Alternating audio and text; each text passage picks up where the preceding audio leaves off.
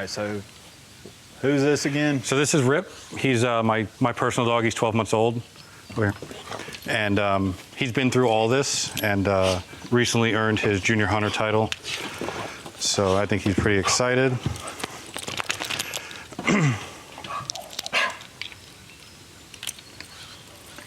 So how long ago was it that he's been through this whole process? It's been probably about 6 months since he's done it. Okay. Yep. Obviously maintaining the fundamentals of it elsewhere, but he's done it.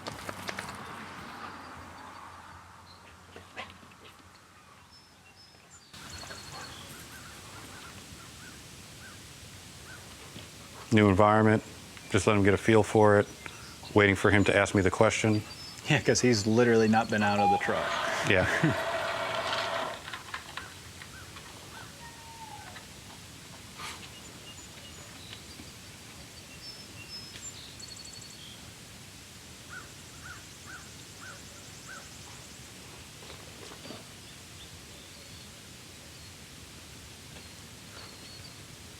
Needs a little refresher, it's okay.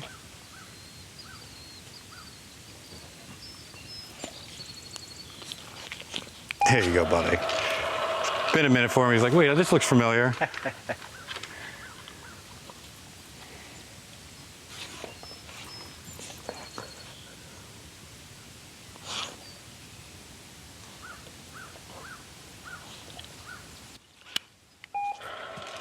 Give him a few warm-up reps. I'll do the bite on the teeth, and then we'll do a presentation of an item. Wrong.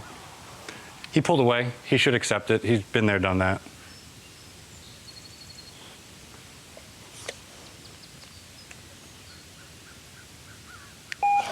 Good dog. And you can see once you hear that mark, they explode. They remove themselves from it, and they're like, let's rock and roll again.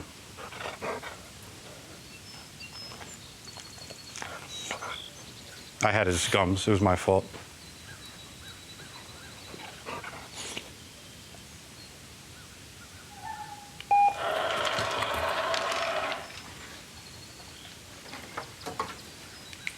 So they show proficiency in accepting the fingers in the teeth in multiple locations. And even if the first puppy did fantastic with his duration, like he was sitting there, eye contact, maintaining it, and I was marking that as well. So you would want to be building duration in all these behaviors before you go on to the presentation of the item. But this is, we're just trying to get it done for the episode.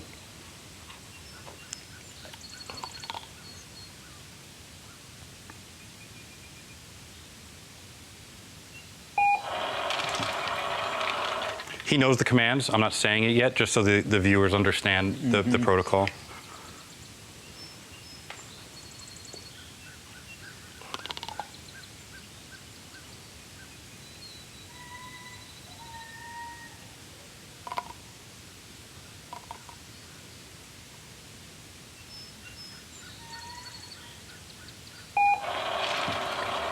And these are ways that you can proof the hold.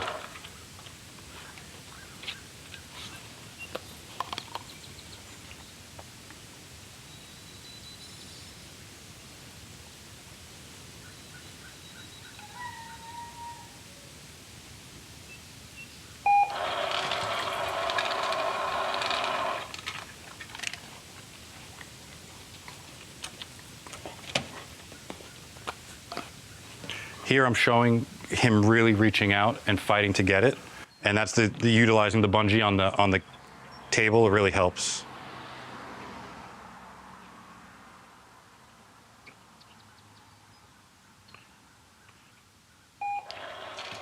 So once you do this, obviously in other locations, we can start to name it.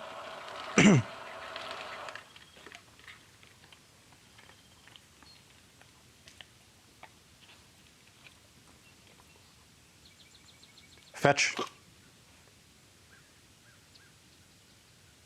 Drop.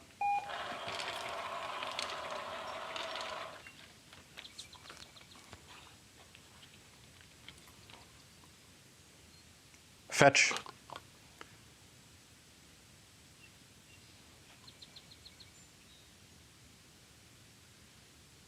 Drop.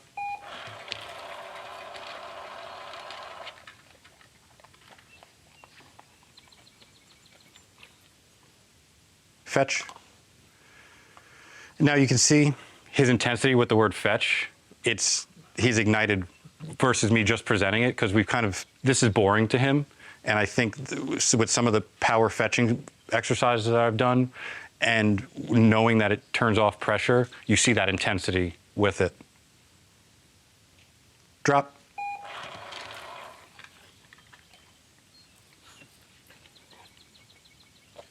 Fetch.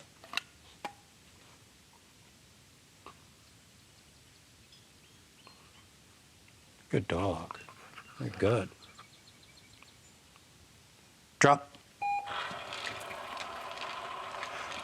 So that would be the protocol in naming the behaviors once the dogs are demonstrating that they're producing it. From here is where we can go into overlaying the fetch with negative reinforcement using the slip lead.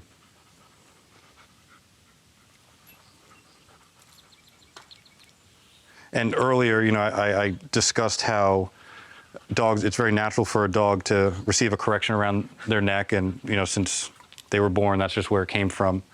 This also gives directional cue as to which way I want him to go to turn off the pressure, down and towards me to grab the item. A toe hitch is a little bit opposite. Their head, I think, is going in the direction of the conflict, but this can help out a little bit better. Yeah, I mean, that's kind of the thought process, is like they're going to open their mouth to try and relieve pressure around where the toe hitch is, which is at their toe, and you can anticipate that. So it makes sense with the neck, though, because we already have that point of contact established. Yep. And you can see he's looking at me like, come on, let's rock and roll. Right. Fetch. And pressure came off before in the mouth. Yes. The presentation. That's a big piece of your process, as opposed to how everybody else is more accustomed to it. Yeah.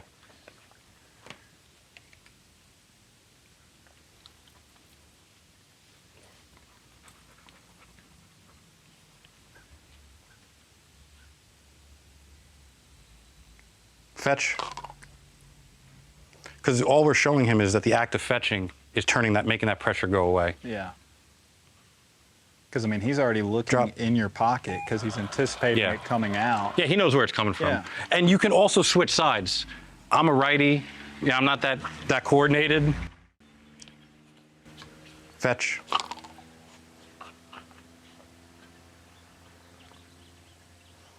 And here, or in a previous step, like, I'll walk around, I'll make a phone conversation, like, I want to really proof this hold.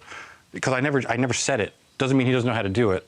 Just because I didn't name it doesn't mean anything. So like right now, he was playing with it a little bit, but now it's quieted down. So you can mark and pay this now. Yes, yeah.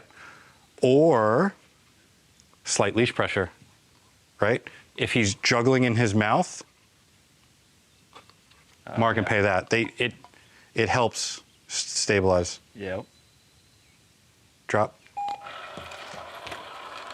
Because what it is that negative reinforcement is helping him shut his mouth. Like, he's doing something different from what he was doing in that moment to make it stop, right?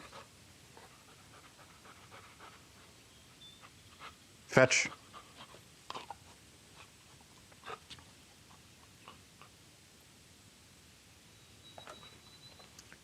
And to your point, he didn't really start mouthing it until he sat down. Yeah. You see that? That's what you were talking about on the episode. Yep. Drop. Yeah. That was kind of what I've noticed. Right. So after doing that, we can start pairing it with the electronics, and I'll show you how we do that. Now, if any time he prematurely drops it, I'm going to handle it like any other viewer would at that moment. Okay. And for anybody watching this that maybe didn't listen to the episode prior to this, the device you're about to use is anytime you're using the e-collar button, you're going to hear that audible tone. And that's not for the dog, that's for people just recognizing when you actually start hitting the button and when you turn it off. So, like I stated earlier, dogs are used for corrections around their neck.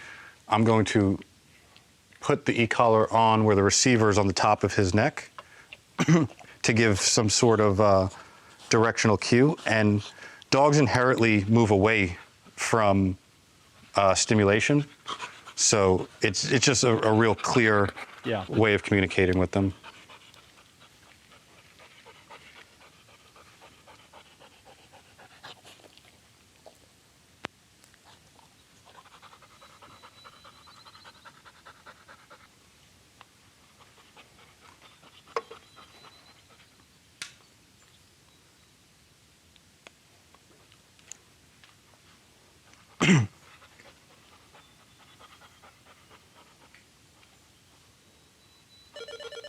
Fetch.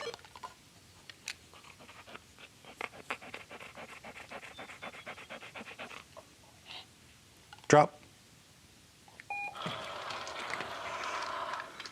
Another thing, you can also give negative reinforcement to the drop. You know, it just prepares them for the punishment of the day that they don't drop.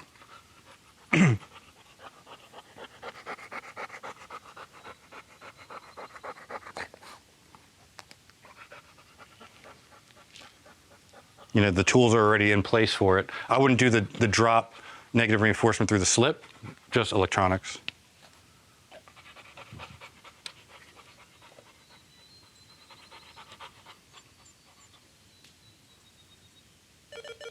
Fetch.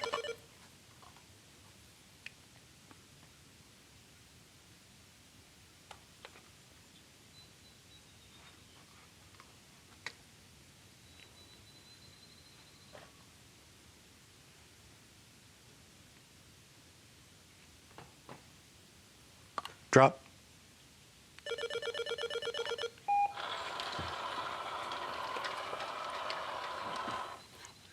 And so he didn't want to let go on that. So you applied pressure and you negatively reinforced. So exactly what you were just talking about. He didn't want to drop it, so you did that. And that's so much better than repeating the out or even correcting the hold almost. Fetch. Good dog.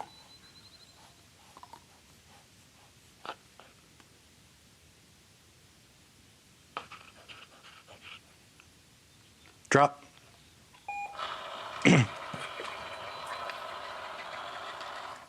And the same as the other ones, I'd be presenting this at the different locations to proof it. Right.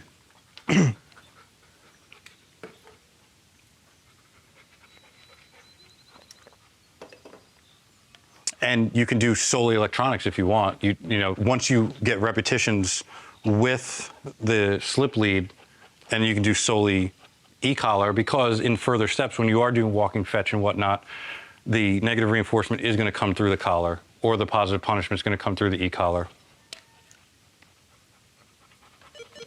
Fetch.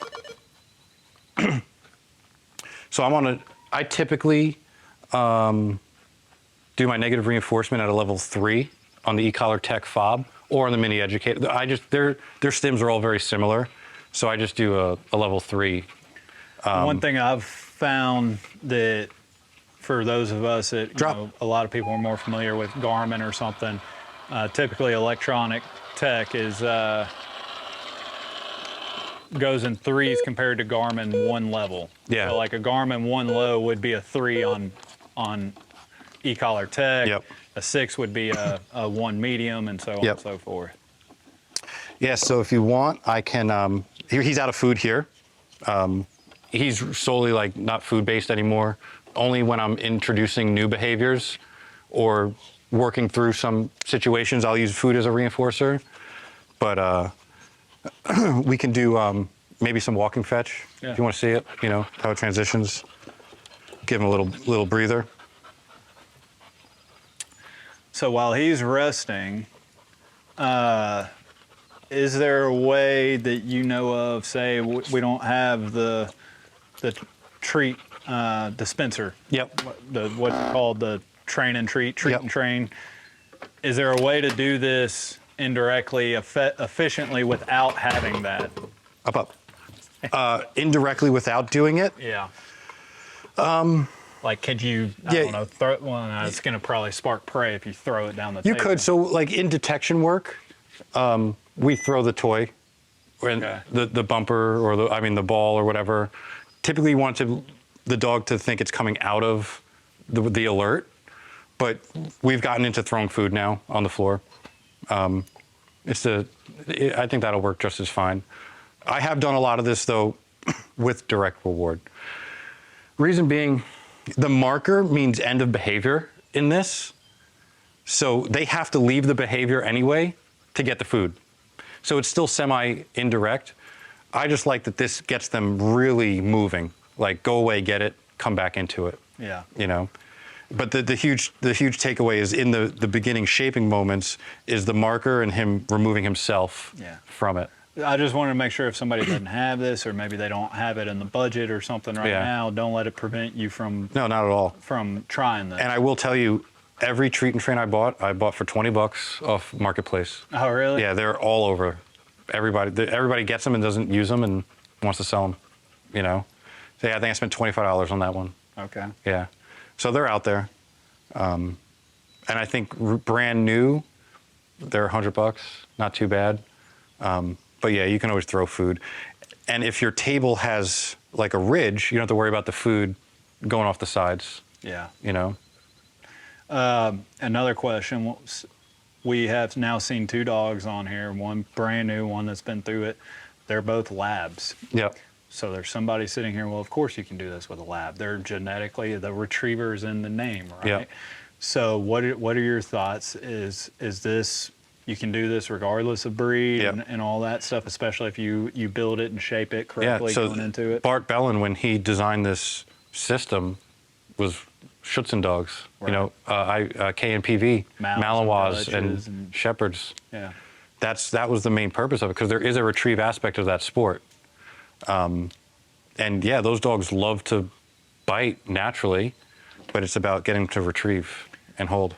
Have you attempted this with a dog that just didn't take to it for some reason? You know, I can't think of why, but just curious if there's been one that hasn't really come around. I haven't, because I don't really do this professionally for anybody. I just do my own dogs. Yeah.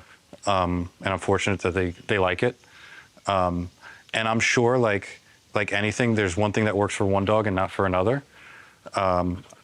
Rigney, I know, has a dog that he started with this, and it just wasn't clicking, and he went to toe hitch, and it worked for that dog. Yeah. You know, so there's no one way for all of There's them. a dog for every method and a method for every dog. Absolutely. Walk. Fetch. Drop. Fetch.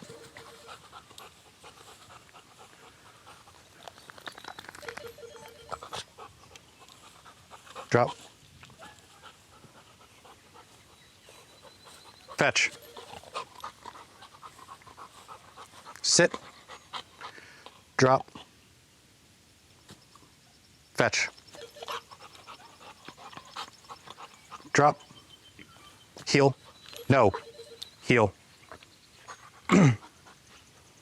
Walk. Fetch. He wants to face it. Walk.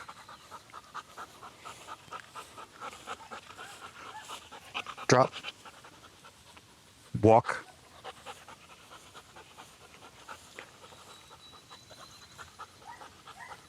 Fetch.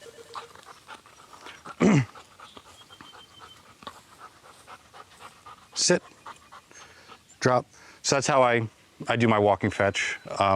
Very clear. He's explosive into it. And negative reinforcement, same level as on the table, until he grabs it and it turns it off.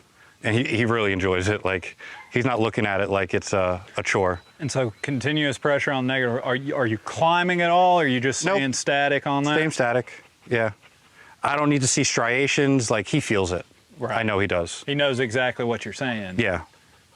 And if he doesn't comply, then that means that you're probably not at this point anyway. That you've missed a step. Yeah.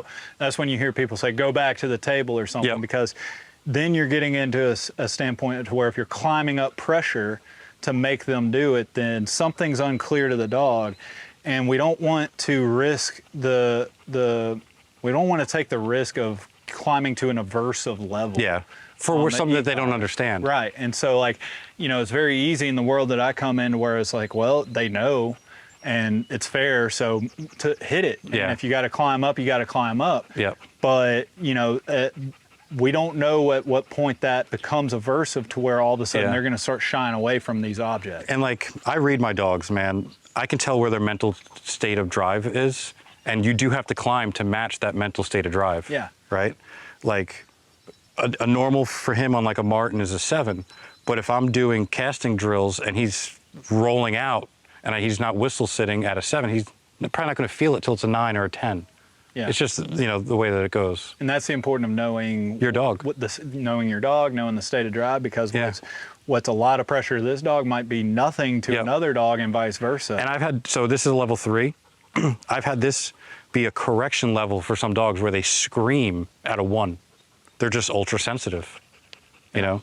And I truly believe that, like, they smell the electronics, they hear it, they feel it.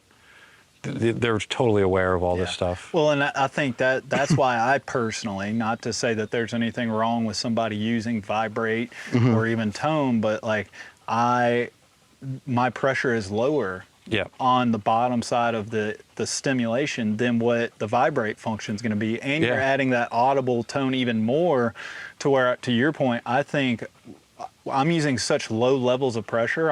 That's my goal. That's my intention. I swear the dog hears it more than they actually feel it. My police dog shit himself when I hit him with vibrate one day. Yeah. You can't adjust it. It's what it is. It feels right in our heart and mind. Yeah. But it can be far more intrusive. I've seen dogs jump. It's not natural. Yeah, it's not natural. Again, somebody's listening to this. Again, there's a dog for every method and a method for every dog. Do you? But I know that I can get lower level than that vibration on the collar. Yep, absolutely. So let me show. Like, I want to see you drive to a pile. Yep. Let us see that, and then, I mean, if there's anything else that we need to see kind of in your process, you know, at what point is it after the pile? Are you saying like we're done, like we're moving on, we're gonna start pile doing work. drills after pile work? Yep, that's when, because right after pile work, I started doing T-pattern. Yeah. You know? So when we're heading into the pile work, how much do we care about grocery shopping?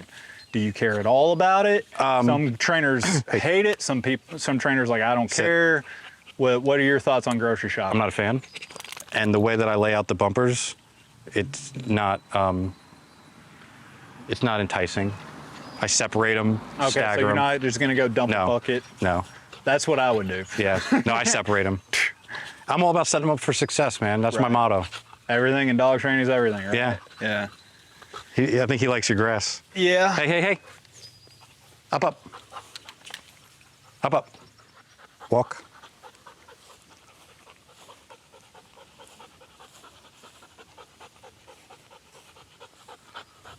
Sit.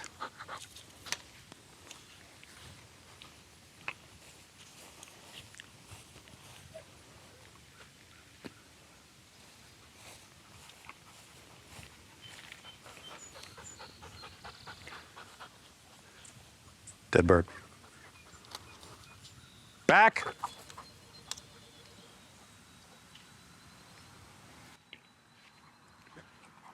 Heel. Drop. Dead. Back.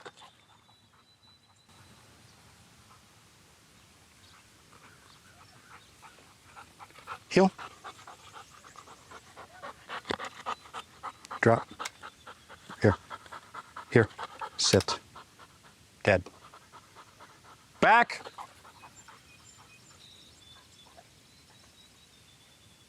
Here. Good dog. Heel. Drop. Dead bird. Good. Back. Here. Normally I'm doing this with a whistle. I forgot my whistle, but. Heel. Always got to leave something Drop. behind. Yes. And I still mark my fun bumpers, you know? Yeah. There's value in that. You want to throw? Huh? Here. Here. Heel.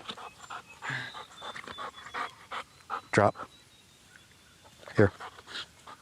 Dead bird. Back. Good dog.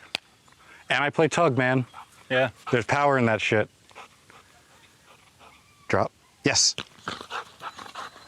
We trained the out, right, on the table. Out. Or drop.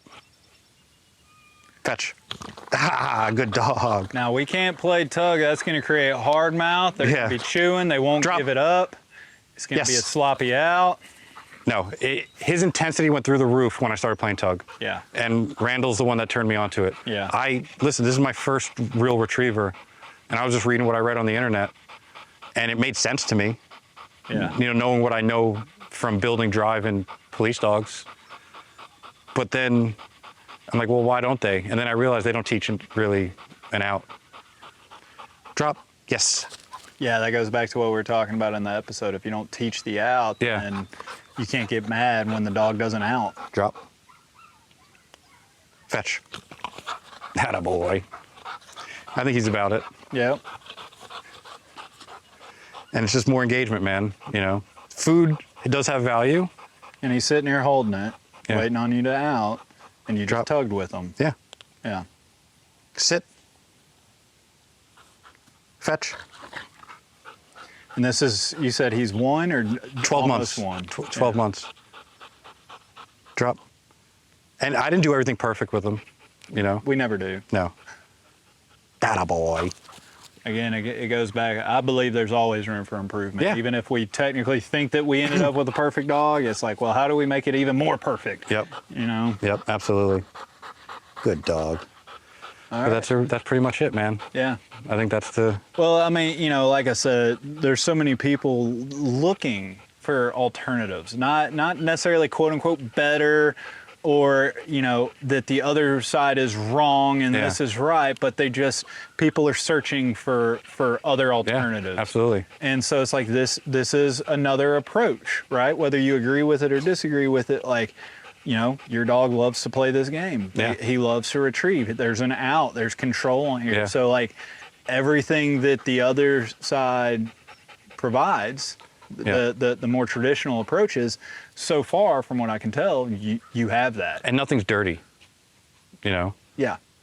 And I mean, it's just, you know, he's right here. He's engaged with you. His eyes haven't left you. Even when he was bringing me the bumper, direct eye contact. Yeah. Like, hey, are you playing? Yeah. Like, you want to play this? Yep. Fetch. Good dog. I appreciate you taking the time and kind of Anytime, showing man. us your approach. Like I said, you know, you're brand new to this. You just acknowledged that a few times, but it's going to be interesting to see how this develops and how it moves forward. And of course, how you're going to improve on it from dog to dog. Because Absolutely. while this is the process now, Yeah. that doesn't mean that the next dog you're going to go about it the exact same way. Not at all. And I got another one coming in August, so. You know, just keep adjusting and it'll be fun, man. I enjoyed it. It's been a different change of pace. Absolutely. Good dog. That a boy.